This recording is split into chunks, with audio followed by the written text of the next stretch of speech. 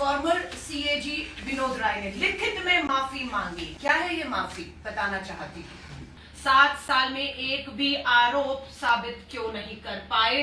हम चुनौती देते हैं, चुनावों से पहले अगर साबित कर, हम चुनाव से पीछे हट जाएंगे।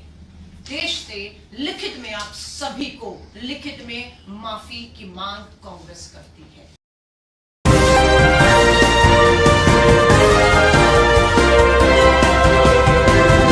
आप लोगों ने अपनी किताब को बेचते हुए बहुत लोगों को सुना और देखा होगा, लेकिन किताब के लिए, अपनी लिखी बुक के लिए खुद को बिकते हुए शायद ही आपने किसी को देखा होगा।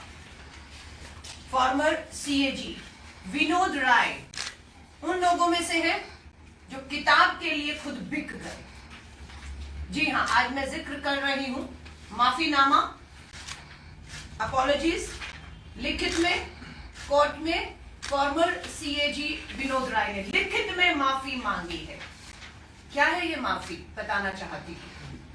2010 से 2014 तक देश के अंदर डॉक्टर मनमोहन सिंह जी की एक ईमानदार सरकार काम कर रही थी। उन पे 2G स्कैम, कोल स्कैम जैसे गंभीर आरोप लगाने का एक षड्यंत्र सोची समझी साजिश के तहत रचा गया था। ये वो ही विनोद राय हैं जो उस समय सीएजी के थे हेड, और कोल स्कैम 2G पर जांच कर रहे थे। किताब लिख डाली, किताब में डॉक्टर मनमोहन सिंह जी और पूरी सरकार को घेरे में ले लिया। बताया गया कि 1,75,000 करोड़ का ये स्कैम हुआ है। एक्सचेकर्स को, देश के खजाने को नुकसान हुआ 1,75,000 करोड़। लेकिन जब कोर्ट में इनसे सबूत मांगे गए तो यही विनोद राय ने कांग्रेस नेता, तब के सांसद, पार्लियामेंट्री अकाउंट कमेटी के सदस्य संजय निरुपम जी से लिखित में माफी मांगते हुए कहा कि इनके पास किसी भी तरह के भ्रष्टाचार के कोई भी सबूत नहीं है। ये क्या था? इसी को तो लेकर एक बहुत बड़ा आंदोलन दिल्ली के रामलीला मैदान में रचा गया था।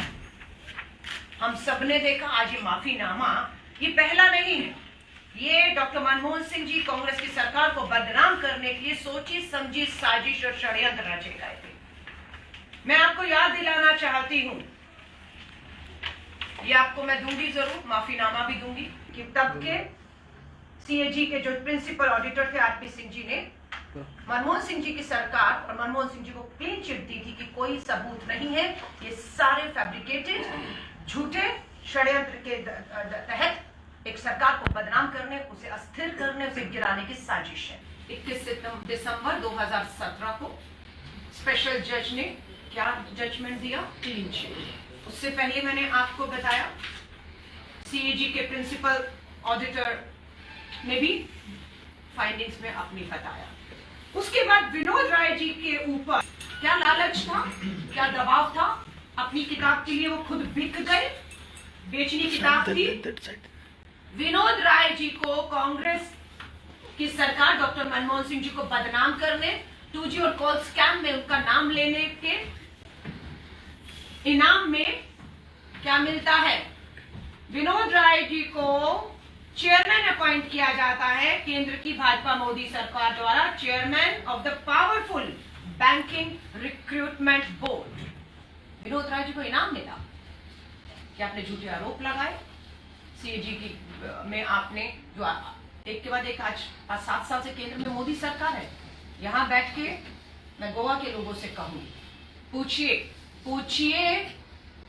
भाजपा की डबल इंजन सरकारों से, गोवा के मुख्यमंत्री, देश के प्रधानमंत्री से 7वां साल है। इतना बड़ा भ्रष्टाचार के खिलाफ आंदोलन किया, 7 साल में एक भी आरोप साबित क्यों नहीं कर पाए? जिन आरोपों पर, भ्रष्टाचार के आंदोलन और मुद्दों पर आप सत्ता में, दिल्ली में कहें, गोवा में कहें या केंद्र में आए, आज हम सवाल करना चाहते हैं। क्योंकि ये एक षड्यंत्र था, सोची समझी। ये सिर्फ ये नहीं कि डॉक्टर मनमोहन सिंह जी को बदनाम किया गया, एक स्थिर सरकार को, लोगों को गुमराह करके, लोगों का इस्तेमाल करके, कठपुतलियां, पपेट्स, उनकी डोरी, थ्रेड किसके हाथ में था? संघ मुख्यालय आरएसएस का नागपुर और नरेंद्र मोदी जी के हाथ में था। कौन लोग शामिल थे इस षड्यंत्र में? जनरल वीके सिंह, पूरे आंदोलन में, अन्ना आंदोलन, इंडिया अगेंस्ट करप्शन, जन लोकपाल, कौन थे मंच पे? चेहरे याद करिए। जनरल वीके सिंह। क्या इनाम मिला जनरल वीके सिंह को? डॉक्टर मनमोहन सिंह जी को बदनाम करके, उनका स्कैम में झूठा नाम खींचकर उनको एक नहीं 2 बार केंद्र में मंत्री का पद से नवाजा गया और आज वो केंद्र में मंत्री। दूसरा नाम डॉक्टर किरण बेदी, कहां है आज वो? माफी चाहूंगी कहना पड़ रहा है, दूध में से मक्खी जैसे निकालकर फेंकते हैं, उन्हें इनाम मिला पौंडीचेरी का गवर्नर बनाया गया। सबको इनाम मिले और उन्हें गवर्नर बना दिया गया और आज उन्हें दूध में से मक्खी निकालकर फेंक दिया गया, दिल्ली में अपने घर पे बैठी हुई है। बाबा रामदेव, कहां है बाबा रामदेव आज? बहुत बड़े बड़े कागजों के पोथियां लेकर वो लोगों के बीच में कहते थे, देखिए ये इतने सारे कागज, 1,75,000 करोड़ का कोल एंड 2G स्कैम है। आज वो बाबा रामदेव लाखों करोड़ों रुपए का लाला रामदेव हो गए। लाला राम, बाबा से लाला बन गए, व्यापार करने लग गए और केंद्र की भाजपा सरकार से करोड़ों रुपए का, आज वो उत्तराखंड में हो या केंद्र की सरकार से व्यापार लगे, उनके मुंह में नोट ठूस दिए गए और चुप हो गए। श्री अन्ना हजारे जी आए थे रालीगंज सिद्धि से, महाराष्ट्र से चलते दिल्ली के रामलीला मैदान, सर पे टोपी रखी गांधी की और गुमराह किया। आज वो अन्ना हजारे गहरी नींद में सो रहे हैं, आकर नहीं पूछते हैं कि जो आरोप हमने लगाए वो आरोप आप साबित क्यों नहीं कर पाए। कठपुतलियां थी। दिल्ली के मुख्यमंत्री अरविंद केजरीवाल कल यहां थे, आज सुबह भी शायद यही होंगे अगर नींद खुल गई होगी तो उनकी। इसी मुद्दे पर दिल्ली में सरकार बनाई थी ना। पूछना चाहती हूं, जन लोकपाल का नाम तो बता दीजिए। देश में जन लोकपाल का दफ्तर कहां है? उसका हेड कौन है? कितने मामले 7 साल में भ्रष्टाचार के आए? कितनों को आपने जेल की सलाखों के पीछे जाकर फांसी पर चढ़ा दिया? पूछना चाहते हैं अरविंद केजरीवाल तुमसे पूछना चाहते हैं कि भाजपा आरएसएस की पुतली बनकर मनमोहन सिंह जी उनकी सरकार को बदनाम किया था, आपकी दिल्ली के अंदर लोकायुक्त 1 साल से पद खाली क्यों है? वो तो आपको भरना है। लोकपाल की नियुक्ति देश के प्रधानमंत्री, देश की सरकार को करनी है। दिल्ली के लोकायुक्त की नियुक्ति 1 साल से दफ्तर पे ताला क्यों है?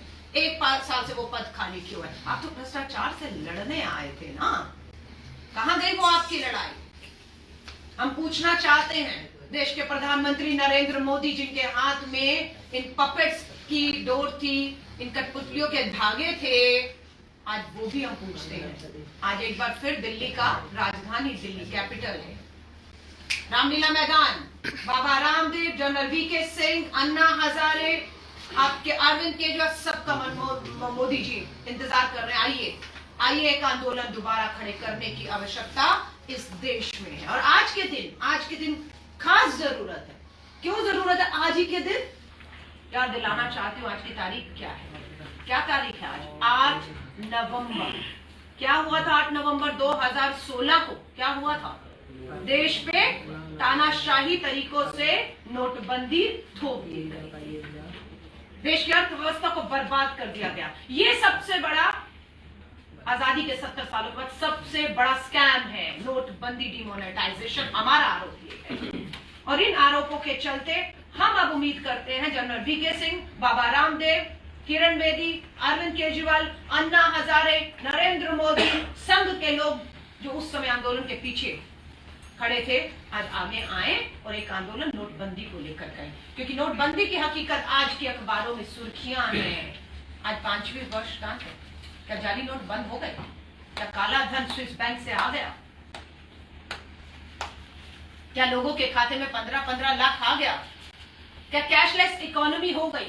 क्या भ्रष्टाचार खत्म हो गया? क्या कश्मीर में पत्थरबाजी और आतंकवाद खत्म हो गया? आपने रीढ़ की हड्डी तोड़ ली थी ना इस नोटबंदी से। नहीं, आपने अपने पूंजीपति मित्रों का काला धन नोटबंदी के जरिए सफेद करके उन्हें विदेशों में भागने में मदद की। ये वही विनोद राय जो CAG के हैं, उनसे पूछना चाहते हैं, चेयरमैन बनाया आपको, chairman banking recruitment board, union minister of state का रैंक था। कोठी, बंगला, दफ्तर, लाखों की तनख्वाहें मिली इनको। पूछना चाहते हैं, बैंक फ्रॉड करके भागे थे, आप चेयरमैन थे, कौन भागा? ललित मोदी, विजय माल्या, मेहुल चोकसी, भाई नरेंद्र मोदी जी के। आप क्यों नहीं पकड़ पाए, क्यों नहीं रोक पाए आप उनको? स्विस बैंक में आज काला धन पिछले 10 सालों का रिकॉर्ड तोड़ दिया। आज जो स्विस बैंक में काला धन है। कैश इनफ्लो सुनिएगा, 4 नवंबर नोटबंदी लागू होने से पहले कितना कैश था? 17.97 लाख करोड़। 17 लाख नोटबंदी से पहले, 17 लाख अप्रोक्सीमेटली लाख करोड़। नोटबंदी जब कर दिया 25 नवंबर को, लोगों के पास कितना कैश रह गया हाथ में? 9.11 लाख करोड़। 9.11 लाख करोड़। पहले कितना था? 17.97 लाख करोड़। नोटबंदी हो गई, कैश नहीं है, अब रह गया सिर्फ 9.11 लाख करोड़। और अब 2021 नोटबंदी के 5 साल बाद कैशलेस इकोनॉमी, कैश नहीं होना चाहिए था, काला धन नहीं होना चाहिए था। नाउ कितना है? 28.30 लाख करोड़। ये कैश है। किसके पास है ये कैश? किस अलमारियों में रखा हुआ है? देश जानना चाहता है ये किसके पास है कैश। क्यों नहीं इनको पकड़ा जा रहा? क्यों इसकी जानकारी? क्या ये कैश सारा देश से निकल के स्विस बैंक पहुंच चुका है?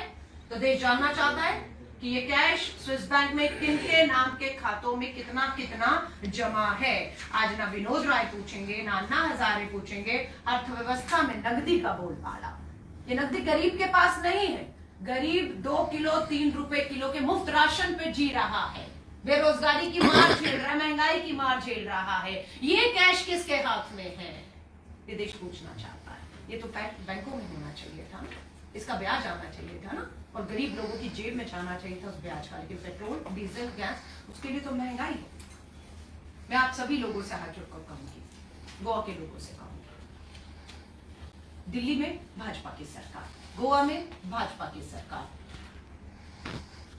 मनमोहन सिंह सरकार को भ्रष्टाचार के मुद्दे पर घेरा गया, बदनाम किया गया, झूठे आरोप लगाए गए। आज हम चुनौती देकर एक बार फिर कहते हैं, आपके 7 साल सत्ता में पूरे हो चुके केंद्र में, और यहाँ 5 साल चुनौती देते हैं। इन चुनावों से पहले आप ये आरोप एक बार और मौका दे रहे हैं, हम मौका दे रहे हैं, साबित करके दिखाएं। हम चुनौती देते हैं, चुनावों से पहले अगर साबित कर दिया, मैं गिरीश जी की इजाजत ले रही हूं, हम चुनाव से पीछे हट जाएंगे। नैतिकता के आधार पर, मोरालिटी के आधार पर हम चुनावों से पीछे हट जाएंगे। हम 7 साल में आपको मौका दिया, आप साबित नहीं कर पाए, आप लिखित में माफिया मांग रहे। अरविंद केजरीवाल ने माफी मांगी, विनोद राय सीएजी ने माफी मांगी। हम मोरल ग्राउंड पे चुनौती दे रहे हैं, इन चुनावों से पहले 3-4 महीने हैं, आप साबित करके दिखाइए, हम चुनावों से पीछे हट जाएंगे। नहीं तो आपको विनोद राय हो, देश के प्रधानमंत्री हो, यहाँ के बीजेपी के मुख्यमंत्री हो, सिर्फ संजय निरूपम जी से माफी नहीं, डॉक्टर मनमोहन सिंह जी से माफी मांगनी होगी। और देश से लिखित में आप सभी को, जिनके नाम मैंने लिए हैं, जो षड्यंत्र में इस सरकार को बदनाम करने में शामिल थे, उन सबको लिखित में माफी की मांग कांग्रेस करती है। डॉक्टर मनमोहन सिंह जी 89 ईयर्स के हैं। हम सबकी दुआओं से बहुत बार हॉस्पिटल गए और वापस लौट कर हमारे बीच में आए हैं। अपनी जिंदगी के उस पड़ाव में डॉक्टर मनमोहन सिंह जी आज हैं कि उन पे लगे इस धब्बे को हम सबको मिलकर धोना होगा। और यही डॉक्टर मनमोहन सिंह जी और उनके नेतृत्व की सरकार के लिए उन्हें उससे बड़ा उपहार मैं कह सकती हूँ कुछ नहीं हो सकता कि एक ईमानदार शख्स को, जिसने देश की अर्थव्यवस्था को पटरी पर लाकर देश के विकास को आगे बढ़ाया, उसे बदनाम करना, इस साजिश रची गई। अगर ये काम जो विनोद राय की किताब या पूरे आंदोलन में जिस तरह से बढ़ चढ़ के आज भी उसी आंदोलन के तहत अरविंद केजरीवाल यहाँ घूम रहे हैं, मैं आपसे उम्मीद करती हूँ कि आप जितने बढ़ चढ़ के मीडिया ने उस समय बदनाम भी किया था इन लोगों के बहकावे में आके षड्यंत्र दो, उतनी ही मजबूती, ताकत के साथ, फ्रंट पेज की हेडलाइंस के साथ हम उम्मीद करते हैं कि डॉक्टर मनमोहन सिंह जी की उम्र के इस पड़ाव पर ये सब उनसे लिखित में माफी मांगे। और ये मांग देश के लोगों को इन लोगों से करनी चाहिए कि ये अन्याय है डॉक्टर मनमोहन सिंह जी और कांग्रेस के समय की सरकार के साथ कि आपने इस तरह का धोखा लोगों के साथ किया। लोग बहकावे में आए और जिसका खामियाजा आज लोगों को भुगतना पड़ रहा है कि डॉक्टर मनमोहन सिंह जी की सरकार गई और ऐसे शख्स की सरकार आ गई जो सिर्फ जुमलों पे चल रही है, और लोग आज सबसे ज्यादा महंगाई, बेरोजगारी, भ्रष्टाचार का शिकार है। नोटबंदी की हकीकत आपके सामने है।